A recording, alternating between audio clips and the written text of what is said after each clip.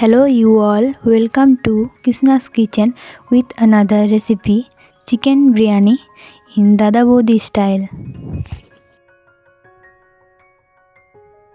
বিরিয়ানির মশলা বানানোর জন্য নিয়ে নেব গোটা জিরে, গোটা ধনে, গোটা এলাচ, গোটা লবঙ্গ, দারচিনি, জায়ফল, জাবিত্রি, বড় এলাচ, সাদা মরিচ, জিরা। মশলাগুলো হালকা আছে শ্যালো ফ্রাই করে নেব। খুব বেশিক্ষণ ভাজার দরকার নেই। যখন দেখবে সুন্দর একটা গন্ধ বেরিয়েছে মশলাগুলো থেকে, ঠিক সেই সময় একটা পাত্রের মধ্যে তুলে ঠান্ডা করে নিতে হবে।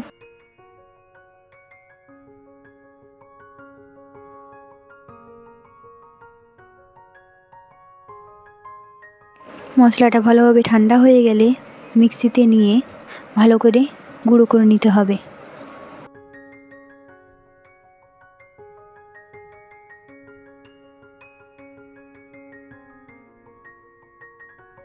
এইবার বিরিয়ানিটা বানানোর জন্য নিয়ে নিচ্ছি 300 গ্রাম আলু, 400 গ্রাম পেঁয়াজ। একটা পাত্রে নিয়ে নিচ্ছি সাদা তেল, তাতে দিতে হবে 1 চা চামচ ঘি। আমি ঘিটা প্রথমে দিয়েছি, নেওয়া হয়নি। তেল আর ঘি ভালো করে গরম হয়ে গেলে আমি দিয়ে দিচ্ছি পাতলা করে কাটা পেঁয়াজ। পেঁয়াজের পরিমাণ একটু বেশি রাখতে হবে। পেঁয়াজটা ভাজতে 10 থেকে 15 মিনিট সময় লাগবে। পেঁয়াজটা যখন হালকা ভাজা হয়ে যাবে তখন তাতে দিয়ে দেবো 1 চা চামচ আদা ও 1 চা চামচ রসুন বাটা। আর যখনই দেখবেন পেঁয়াজ, আদা, রসুন ভালোভাবে ভাজা হয়ে গিয়েছে তখন সে সময় দিয়ে দিতে হবে পরিমাণ মতো জল, আর নিয়ে নিতে হবে কিছু মশলা। পরিমাণ মতো নুন, 1 চা চামচ হলুদ গুঁড়ো, 2 চা চামচ কাশ্মীরি লঙ্কা গুঁড়ো। পরিমাণ মতো জল দেওয়ার পরে জলটা যখন ফুটে আসবে তখন তাতে দিয়ে দিতে হবে সেই মশলাগুলো।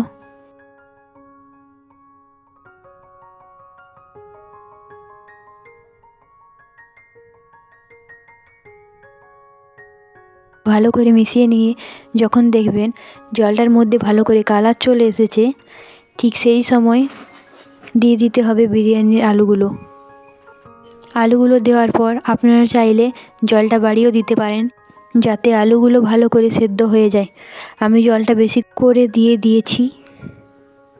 এরপর জলটা একবার ফুটে যাওয়ার পরে আপনাদের ঢাকা কুক করে নিতে হবে যতক্ষণ না 80% কুক হচ্ছে। 80% কুক হয়ে গেলে অন্য একটা পাত্রে আলুগুলোকে এক এক করে তুলে নিতে হবে।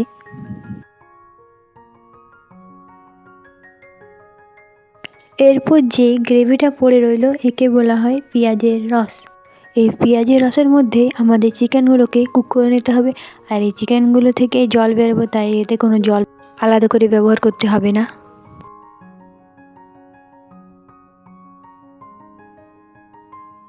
গ্রেভির সাথে ভালো করে মিশিয়ে নিয়ে তারপরে দেব পরিমাণ মতো নুন,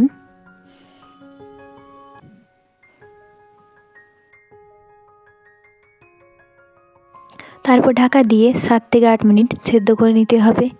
7 থেকে 8 মিনিট পর ঢাকাটা খুলে দেখবেন প্রায় গ্রেভিটা থেকে তেল ছেড়ে দেবে আর চিকেনগুলো প্রায় 60% কুক হয়ে যাবে।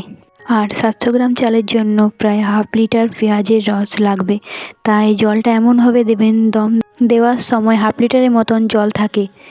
এইবার সেদ্ধ করা আলুগুলোকে একে একে সাজিয়ে দিচ্ছি। তারপর এর মধ্যে দিয়ে দিচ্ছি 100 গ্রাম দই। দইটা উপর থেকে ছড়িয়ে দিলেই হবে, ভালো করে মেশানোর দরকার নেই। যে মশলাটা এখানে বানিয়েছিলাম সেটা এর মধ্যে দিয়ে দিচ্ছি 2 থেকে 3 চা চামচ।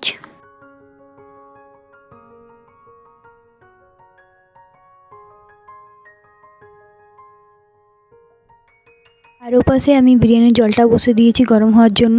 জলটা আজকে গরম হচ্ছে। আমি হাঁড়ির ঢাকনার উপর দিয়ে দিচ্ছি 2টা তেজপাতা, 4টে এলাচ, 4টে লবঙ্গ, কয়টা গোলমরিচ এবং পরিমাণ মতো নুন। জলটা একবার ফুটে এলে আগে থেকে ভিজিয়ে রাখা বাসমতি চাল আমি এটার মধ্যে দিয়ে দিচ্ছি। আমি এখানে 1 কেজি চিকেনের জন্য 700 গ্রাম বাসমতি চাল লাগছে। রাইসটা যতক্ষণ লাগছে বাকি যে উপকরণগুলো লাগবে সেগুলো রেডি করে নিতে হবে। আমরা একটি বাটির মধ্যে গরুর দুধ আর কিছুটা খোয়া ভিজিয়ে রেখে দিলাম। একটা বাটিতে কিছুটা জল নিয়ে 1 চা চামচ গোলাপ জল আর 2 চা চামচ কেওড়া জল নিয়ে ভালো করে মিশিয়ে তাতে 1 চা চামচ কেশর দিয়ে ভালো করে মিশিয়ে কিছুক্ষণ ভিজিয়ে রাখতে হবে।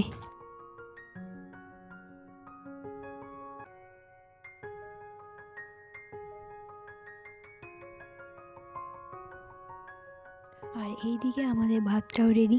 বিরিয়ানির প্রথম লেয়ারটা দিয়ে দিতে হবে যখন চালগুলো 60% হয়ে যাবে, আর ভাতগুলোকে দেওয়ার পর চারিদিকে ছড়িয়ে দিতে হবে।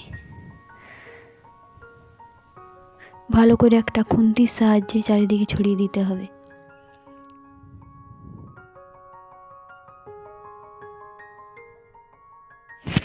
আর যে দুধের ঘোলটা বানিয়ে রেখেছিলাম সেটা এর মধ্যে দিয়ে দিচ্ছি। দুধের ঘোলটা পুরোটা দেওয়া হয়ে গেলে আগে থেকে বানিয়ে রাখা বিরিয়ানি মশলাটা উপর থেকে ছড়িয়ে দিলাম 1 চা চামচ। বাকি যে রাইসটা ছিল সেটাও এর মধ্যে দিয়ে দিতে হবে। সব রাইসটা দেওয়া হয়ে গেলে আরও একবার চারিদিকে ছড়িয়ে দিতে হবে। ছড়ানো হয়ে গেলে দিয়ে দিতে হবে আগে থেকে বানিয়ে রাখা বিরিয়ানি মশলা, সাথে দিয়ে দিতে হবে আগে থেকে বানিয়ে রাখা আমাদের কেশর জলটা।